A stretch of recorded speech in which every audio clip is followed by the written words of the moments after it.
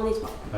Depuis lundi, ces médecins généralistes sont en grève. Pour maintenir le suivi des patients les plus fragiles, ils se réunissent tous les jours pour un service minimum. J'ai rappelé quelques patients et j'ai donné mon mail à 2-3 patients un peu fragiles en ce moment.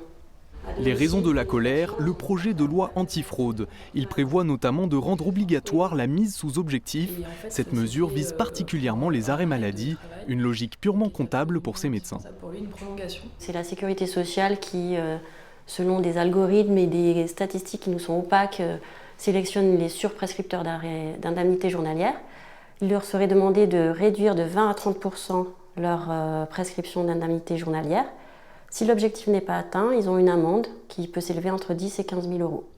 Et la crainte, pour ces professionnels, c'est une dégradation des soins. Je sais pas, moi, à la fin de l'année, j'ai atteint mon quota, j'ai un patient avec une douleur dans le dos qui ne peut pas aller au travail.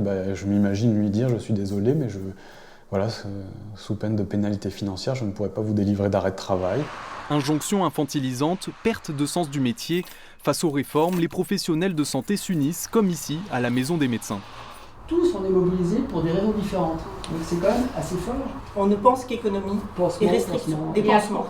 Et à court terme. Et c'est pas seulement gelé, c'est même une baisse des tarifs. C'est vraiment, cette grève, c'est un cri d'alerte. C'est un cri d'alerte pour les patients parce que ça ne nous concerne pas nous directement. Finalement, c'est la santé des patients, c'est pas notre santé qui est en jeu.